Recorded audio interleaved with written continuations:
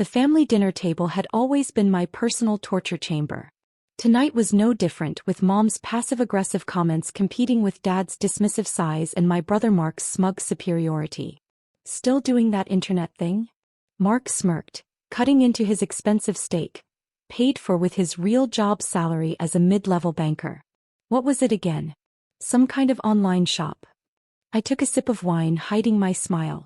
My little online shop had processed more transactions in the past hour than his bank handled in a month. E-commerce, I corrected, checking my phone discreetly as another notification popped up. Final IPO valuation confirmed, $4.8 billion. NYSE opening bell ceremony, tomorrow 9 a.m. Times Square display test successful. Forbes interview scheduled. Sarah dear, Mom sighed, arranging her silverware just so. I ran into Linda Thompson at the club. Her daughter's firm is hiring entry-level positions. Something stable with benefits. If only she knew that Linda Thompson's daughter had been desperately trying to get a job at my company for months. I'm good with my current work, Mom. Good. Dad scoffed. Living in that tiny apartment working from coffee shops? That's not good, that's surviving. The tiny apartment was actually a $12 million penthouse I'd bought through an LLC. The coffee shops were my satellite offices, designed to keep my operation under the radar until tonight. Speaking of success, Mark cut in, straightening his off-the-rack suit that he thought looked designer. I just closed a major deal at the bank. Private equity acquisition, very hush-hush. I bit back a laugh, knowing my company had actually facilitated that deal's payment processing. Mark's major deal was a rounding error in my daily transactions. My phone buzzed again. Wall Street Journal front page confirmed. CNBC interview tomorrow at 10 a.m. Times Square billboard final check complete. Bloomberg profile ready. Sarah, Dad leaned forward using his concerned parent voice. You're not getting any younger. This hobby of yours. Actually, I interrupted, checking my watch. Let's turn on the financial news. Something interesting might be coming up. Financial news? Mom wrinkled her nose. Dear, since when do you follow stocks? Since I was about to become one of the most talked about CEOs in tech, but they'd find that out in about 3 minutes. Trust me, I smiled, reaching for the remote and turning to CNBC. Breaking news, the anchor announced. In what's being called the biggest tech IPO of the year, Phoenix Digital is set to go public tomorrow with an initial valuation of $4.8 billion. The e-commerce platform founded by Sarah Phoenix. The sound of Mark choking on his wine was almost as satisfying as watching Dad's fork clatter against his plate. That's not. Mom stammered, staring at the screen where my company logo now filled the background. Hold on, I held up a finger, typing quickly on my phone. Just need to approve something. Seconds later, the anchor continued. And in a spectacular display, Phoenix Digital's logo is now lighting up Times Square, marking what analysts are calling a transformative moment in e-commerce history. Dad's face had gone from red to white. Sarah, what did you do? Built a multi-billion-dollar company, I replied calmly, while you were all mocking my little website. My phone erupted with notifications. Stock market analysts predicting 30% pop at opening. Tech media requesting interviews. Competitor valuations adjusting. Mom's social circle starting to text. But you work from coffee shops, Mark sputtered, his banking ego visibly deflating. Those aren't coffee shops, I explained, enjoying his confusion.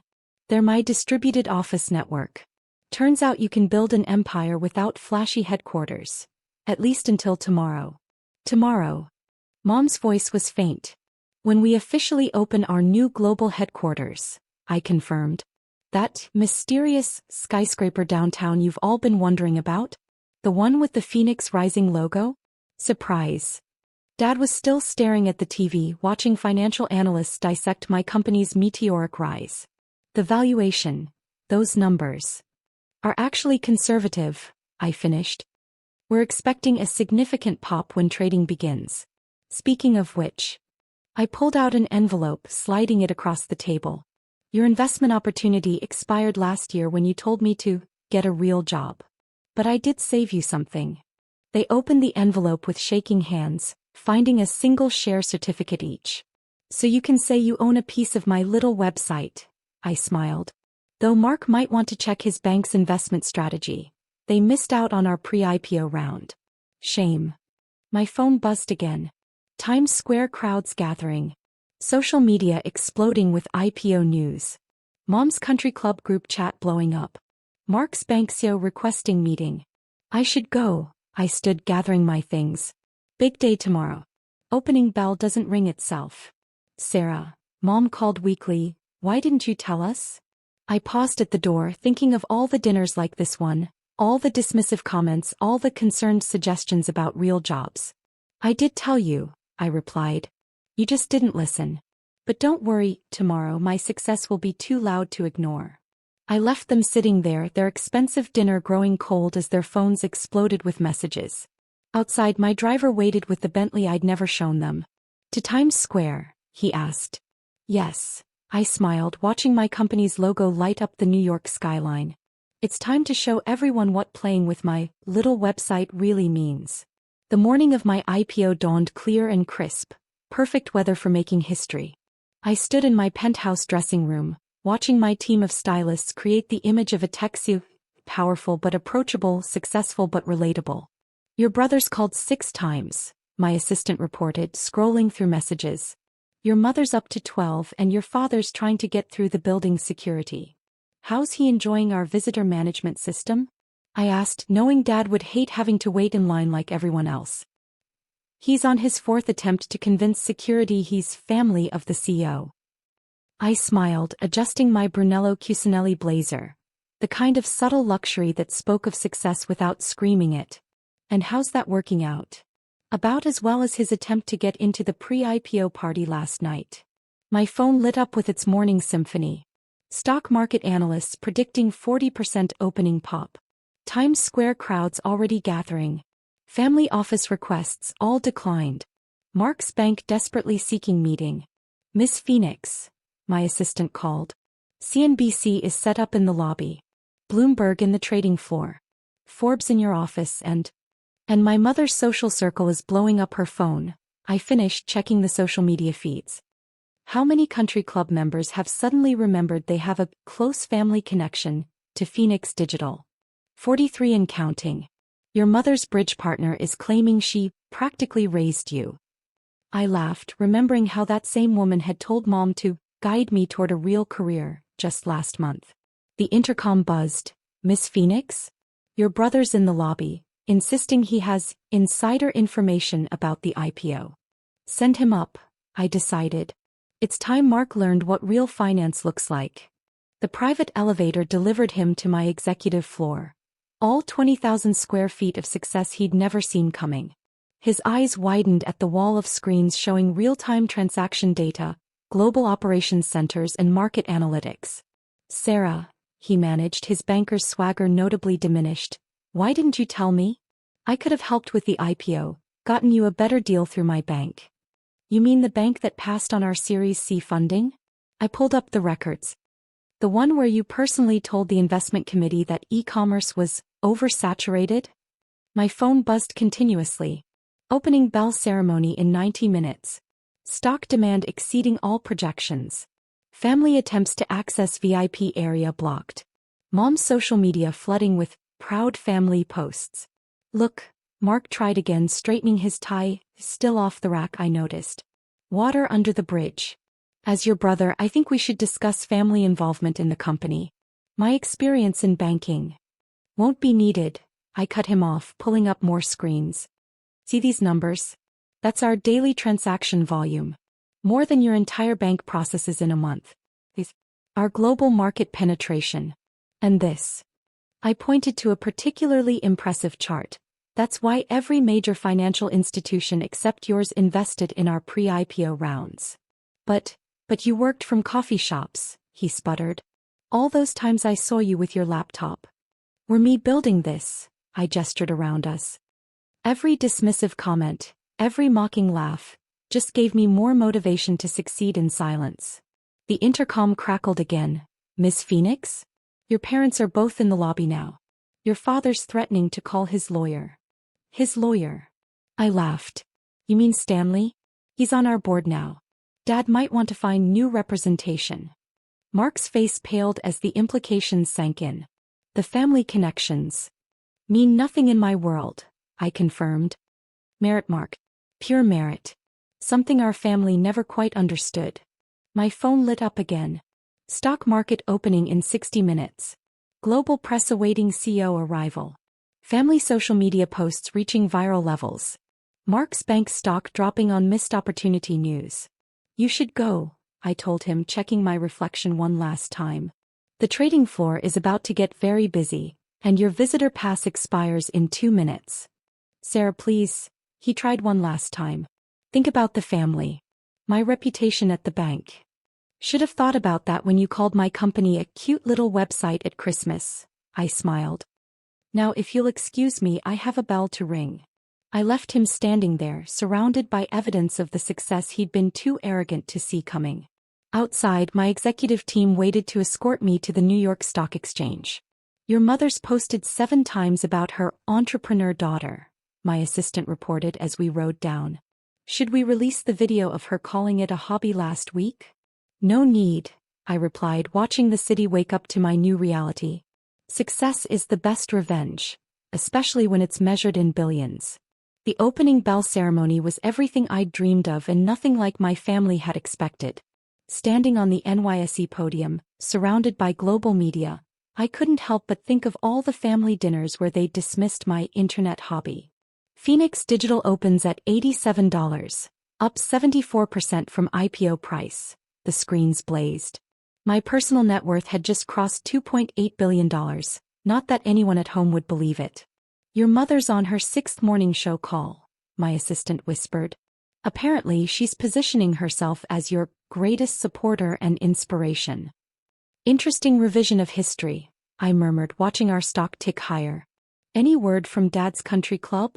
They've called 4 times offering you honorary lifetime membership. Should I send them the security footage of them denying you entry last month? My phone buzzed with delicious irony. Stock now up 82%. Family seeking premium interview payments.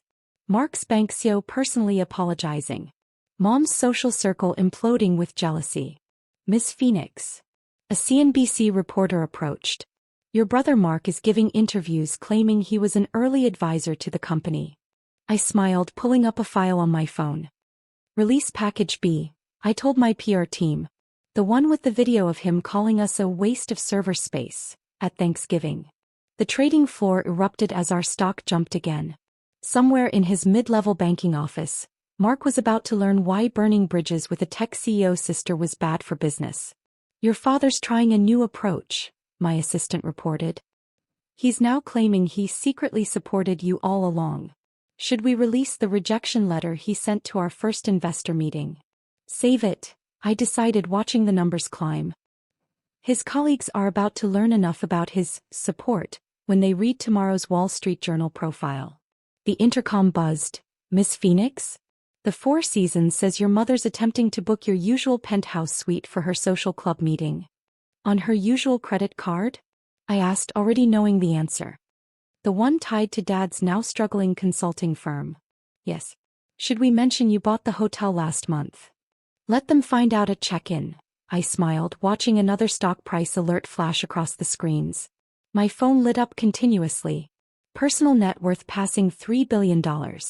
Family social media claims being fact-checked.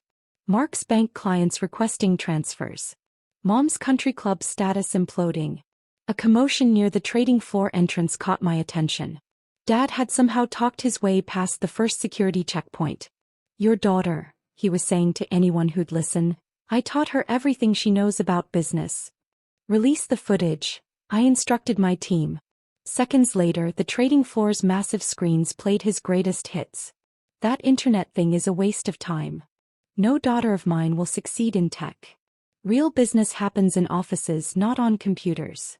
The silence was devastating. Dad stood frozen, watching his words echo across the global financial center. His face matched our stock's color scheme, bright red. Mr. Richardson? Security approached. Your daughter has declined your request for a floor pass. Please exit through the visitor center. My phone buzzed again. Dad's client list circulating internal memo. Family club memberships under review. Mark's bank launching internal investigation. Mom's social media accounts being fact-checked. They're all at the hotel now, my assistant reported. Your mother's trying to host an emergency family celebration in the presidential suite. The one I'm living in? I asked amused. While my tiny apartment gets renovated? Yes. Should I have the hotel manager explain the ownership situation? Let them get all the way to the door, I decided. Sometimes lessons need a proper build-up. The trading day was ending, and Phoenix Digital had shattered every expectation. My little website had just become one of the most successful tech IPOs in history. Final numbers coming in, my CFO reported. We're closing at $142, up 184%. Your real-time net worth is more than they'll ever see, I finished, watching the closing bell ceremony approach. How's Mark's bank stock doing? Down 12% on news they passed on early investment opportunities in Phoenix Digital. My phone lit up one last time. Family attempting to book private jet denied. Social media crushing family claims. Mark's bank launching damage control. Mom's social status officially in free fall. I stood at the window of the NYSE, watching the city light up with my company's success. Below, Times Square blazed with the Phoenix Digital logo, a beacon of triumph over every dismissive comment, every mocking laugh, every concerned suggestion about real jobs. Your mother's latest post just went viral, my assistant noted. I always believed in my daughter's vision. Accompanied by a photo from last Christmas where she's clearly rolling her eyes at your laptop. Perfect, I smiled, watching our end-of-day numbers settle. Sometimes success isn't just about proving them wrong, it's about letting them prove it themselves. The most satisfying text came at midnight from my childhood best friend Emma. She sent a screenshot of my mom's desperate attempts to join the board of the country club that had just named their new tech wing after me. Remember when she said websites were for kids? Emma wrote. Now she's telling everyone she taught you coding, face with tears of joy. Status update. My assistant messaged. Your brother's bank just lost the Thompson account. They switched to us for payment processing. Apparently, being the bank that passed on Phoenix Digital isn't great for client confidence. I clicked through the security feed of my father still trying to talk his way into my building. The same building where 6 months ago he told me I was wasting my potential on computer games. Sometimes the best revenge isn't just success. It's watching them desperately try to claim credit for the success they never believed in.